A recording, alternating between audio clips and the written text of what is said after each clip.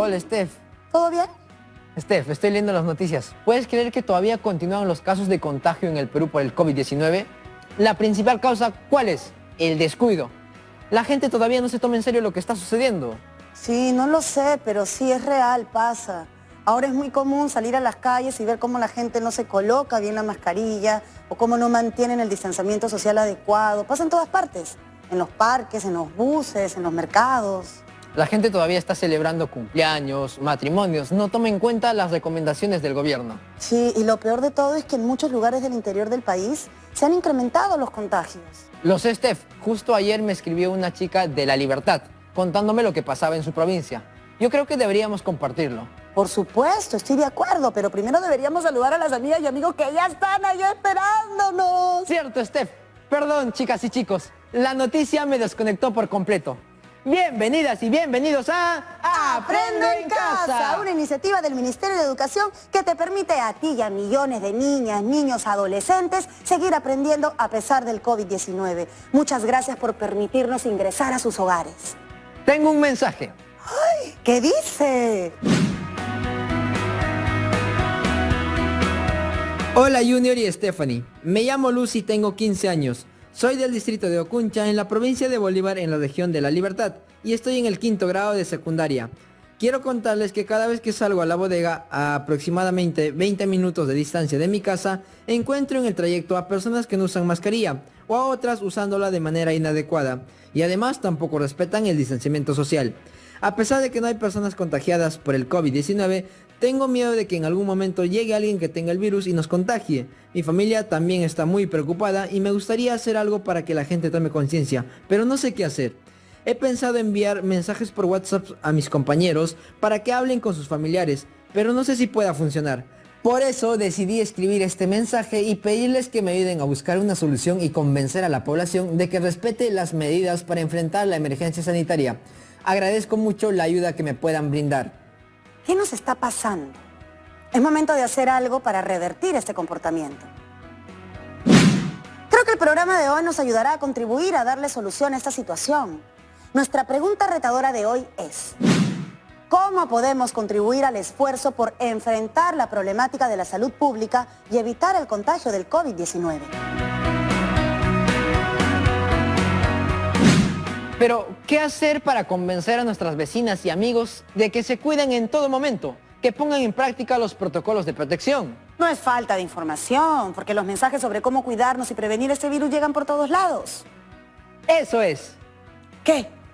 Que las personas no necesitan más información, necesitan convencerse. Debemos encontrar la manera de persuadirlas para que cumplan los protocolos de bioseguridad en esta emergencia sanitaria.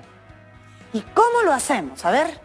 Ni idea, pero creo que a la profesora Betsy Mesa se le va a ocurrir algo. ¿Ya se me ocurrió? Profesora, bienvenida. ¿Hace cuánto está ahí? Lo suficiente como para enterarme del problema y pensar en una solución. ¿Y cuál es, profesora? Primero lo primero. Hola chicas y chicos de la promoción 2020. Estoy muy contenta de acompañarlos en la actividad de hoy. Luz querida, te felicito por querer evitar que tu distrito se contagie y por tu deseo de convocar a tus compañeras y compañeros a sumarse a tu iniciativa. Eres un ejemplo a seguir. Ahora sí, para ayudar a Luz necesitamos analizar su situación. Por ello, el día de hoy empezaremos reflexionando sobre la necesidad de convencer a la población de cumplir los deberes y las restricciones impuestas en favor de la salud pública en este contexto de pandemia por el COVID-19. Luego nos prepararemos para convencerla de la importancia de la salud pública.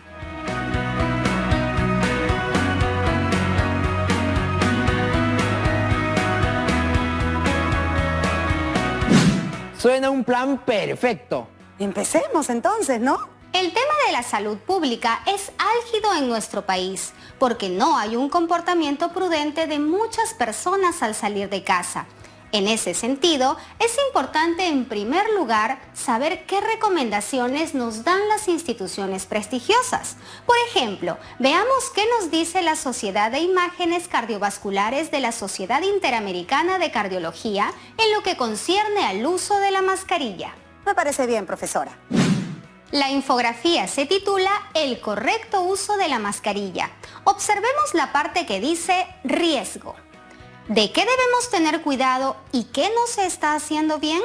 En la imagen está clarísimo. Debemos tener cuidado del COVID-19 porque es altamente peligroso. No es un virus cualquiera, es mortal. La infografía también nos muestra una secuencia de imágenes donde se puede ver el incorrecto uso de la mascarilla. Y eso es lo que observamos a menudo en las calles. Por ejemplo, algunas personas utilizan así su mascarilla, por debajo de la nariz. Otros se cubren la barbilla. Otras personas con las tiras muy sueltas. Esto es otro factor de riesgo. Efectivamente, son factores de riesgo. Cuanto menos conscientes somos del peligro, mayor riesgo de contagiarnos corremos. Cuanto más descuido haya en el uso de la mascarilla, mayor es el riesgo en las personas. Ahora veamos qué hacemos antes de usar la mascarilla. La infografía nos dice que debemos lavarnos las manos con jabón. O con alcohol, al menos 20 segundos. Me parece una medida estricta y saludable. Así es, Junior. Recuerden que el COVID-19 ingresa por la nariz a través de las gotitas que se expiden al hablar o estornudar. Puede ingresar por los ojos cuando nuestras manos están contaminadas y nos sobamos los ojos. También ingresa al organismo por las mucosas nasales y se extiende a los pulmones. Entonces, aquí la mascarilla sirve de protección y debe estar altamente desinfectada. En el segundo, tercer y cuarto momento vemos cómo se coge la mascarilla. Se hace desde los elásticos y cubriendo las fosas nasales hasta debajo del mentón. Asimismo, es importante ajustarla para que no quede floja.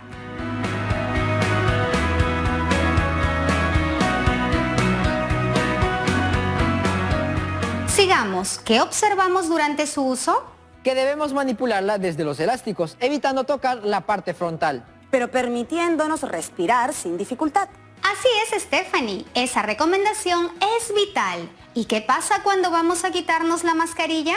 Debemos repetir el lavado de manos. Esto es cíclico, es decir, volvemos a recorrer los pasos ya señalados.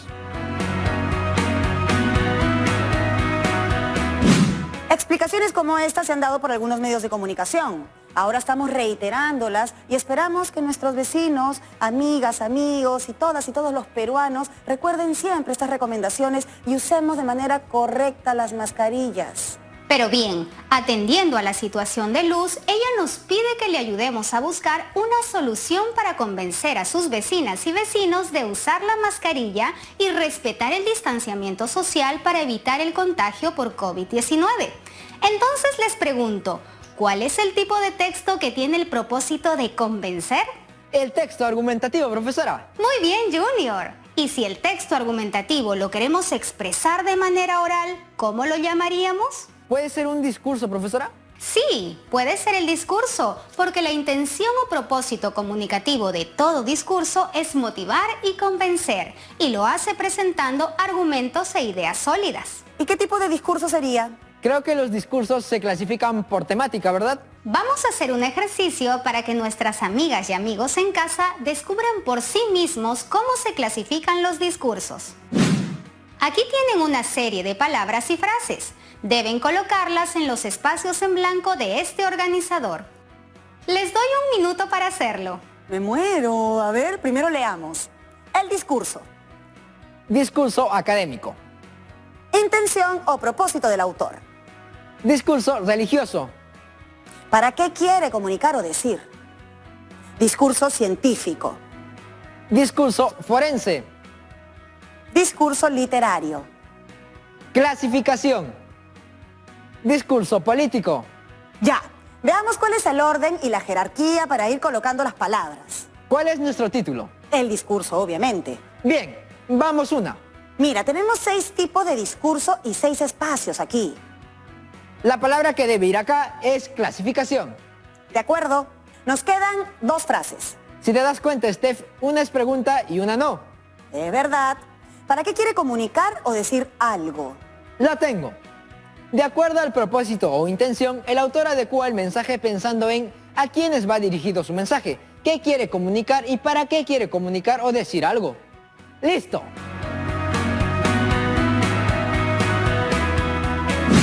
Y en menos de un minuto. ¿Tú también lo lograste? Sí, es verdad, no estaba tan complicado. Lo han hecho muy bien. Observemos nuevamente el organigrama. Es importante que el autor de un discurso tenga presente a quién dirige su mensaje. Eso le va a ayudar a utilizar un lenguaje claro y sencillo.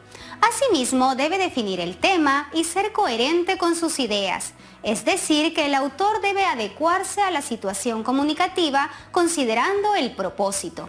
Por otro lado, podemos ver con claridad cómo se clasifican los discursos, aunque en esta oportunidad solo nos centraremos en uno de ellos. ¿Cuál creen que podía adecuarse al propósito de la situación presentada? Yo creo que sería un discurso político, porque va a estar dirigido a la población.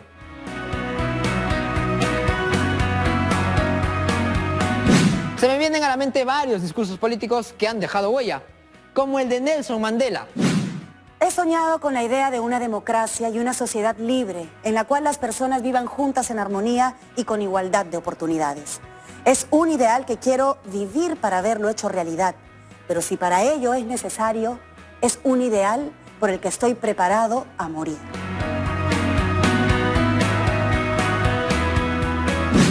El de Martin Luther King. Yo tengo el sueño de que mis 4 hijos pequeños vivirán un día en una nación donde no serán juzgados por el color de su piel, sino por el contenido de su carácter.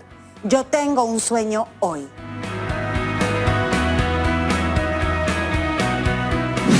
Grandes discursos, sin duda.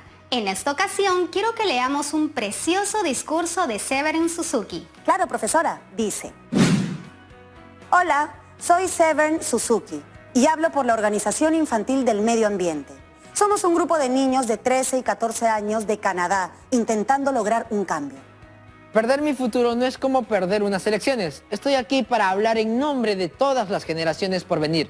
Estoy aquí para hablar en defensa de los niños hambrientos del mundo cuyos llantos siguen sin oírse. Estoy aquí para hablar por los incontables animales que mueren en este planeta. Durante mi vida he soñado con ver las grandes manadas de animales salvajes y las junglas y bosques repletos de pájaros y mariposas. Pero ahora me pregunto si existirán siquiera para que mis hijos los vean. Todo esto ocurre ante nuestros ojos y seguimos actuando como si tuviéramos todo el tiempo que quisiéramos y todas las soluciones. Soy solo una niña y no tengo todas las soluciones, pero quiero que se den cuenta. Ustedes tampoco las tienen. En mi rabia no estoy ciega y en mi miedo no estoy asustada de decir al mundo cómo me siento. Aún soy solo una niña y sé que si todo el dinero gastado en guerra se utilizara para acabar con la pobreza y buscar soluciones ambientales, qué lugar maravilloso sería la Tierra. Gracias.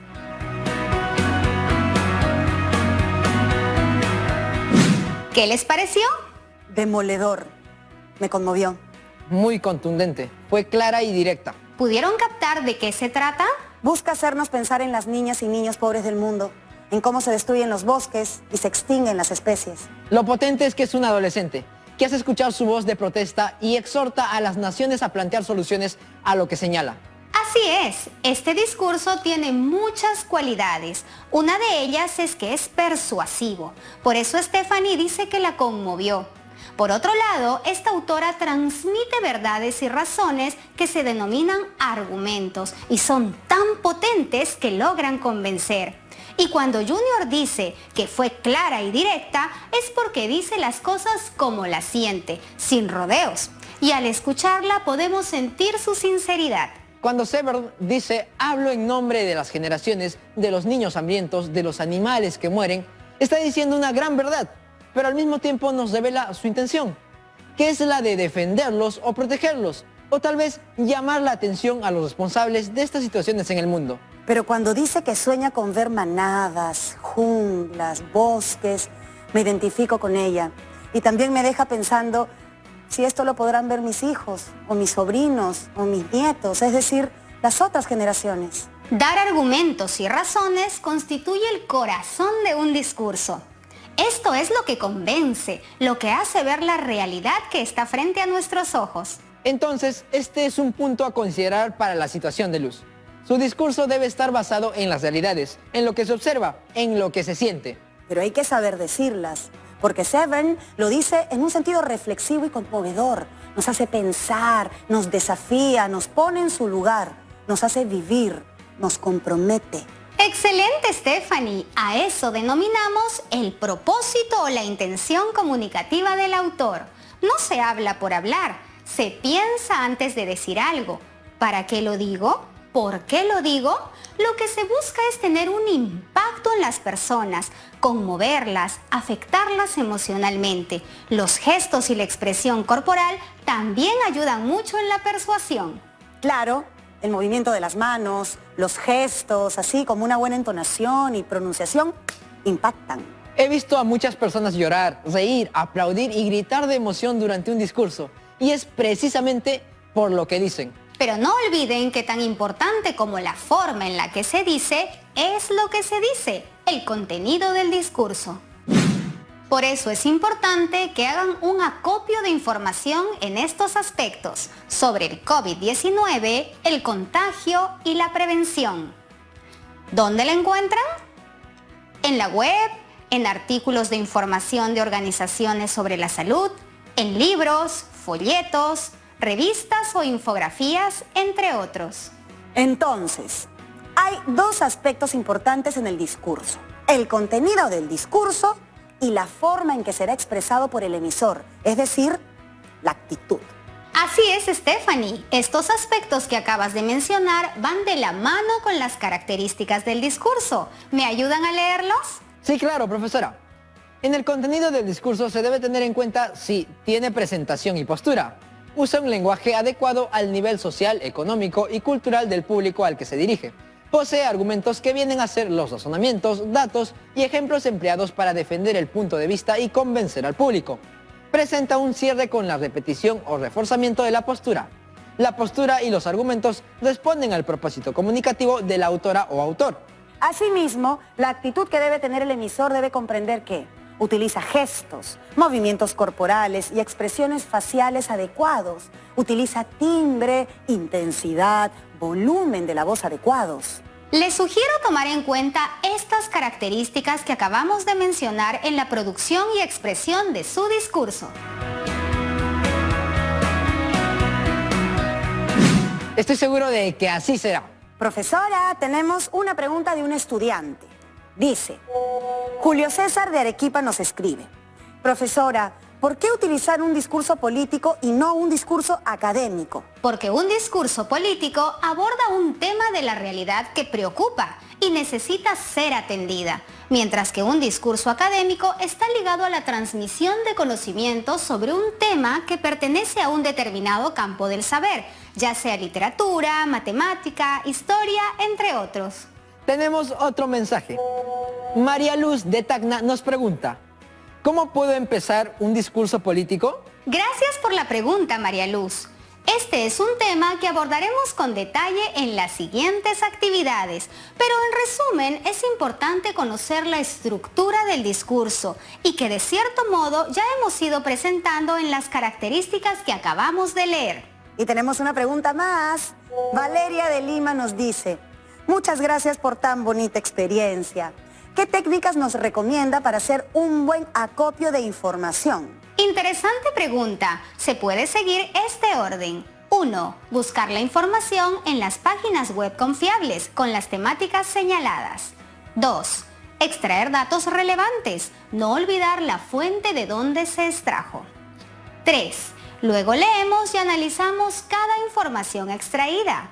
Y 4. Seleccionar y jerarquizar la información que será utilizada en el discurso. No hay más preguntas, profesora. Parece que todo ha quedado bastante claro, ¿no? ¡Qué bueno! Ojalá todas y todos en sus casas piensen lo mismo. Para cerrar la actividad de hoy, debemos abordar algunas preguntas que nos ayuden a concluir en todo lo trabajado el día de hoy. ¿Y qué hemos aprendido? En un primer momento hemos visto la situación de Luz, que nos comparte su preocupación porque las personas no respetan el distanciamiento social, algunas no utilizan mascarillas y otras lo hacen de manera inadecuada, lo cual las expone al contagio del COVID-19. En ese sentido, la infografía nos dio muchas luces de cómo prevenir el contagio y usar de modo correcto la mascarilla.